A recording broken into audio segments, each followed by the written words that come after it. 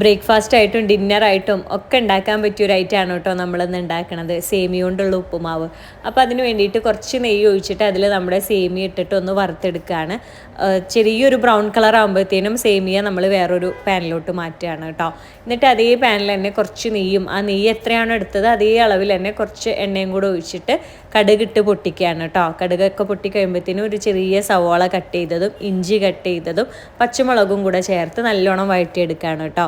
എന്നിട്ട് അതിലേക്ക് ഒരു ചെറിയ തക്കാളി കട്ട് ചെയ്തതും കൂടെ ചേർക്കുന്നുണ്ട്. പിന്നെ കുറച്ച് കറിവേപ്പിലയും, പിന്നെ നമ്മുടെ കയ്യിൽ എന്തൊക്കെ വെജിറ്റബിൾസ് ഉണ്ടോ അതൊക്കെ നമുക്ക് ആഡ് ചെയ്യാം കേട്ടോ. ബീൻസ്, ക്യാരറ്റ്, അതുപോലെ ഗ്രീൻ പീസ് വേവിച്ചത് എല്ലാം ചേർക്കാം. അതിന് ശേഷം അതൊന്ന് വഴറ്റിയ ശേഷം കുറച്ച് വെള്ളം കൂടെ ഒഴിച്ചിട്ട് അതിൽ ഉപ്പിടുകയാണ്.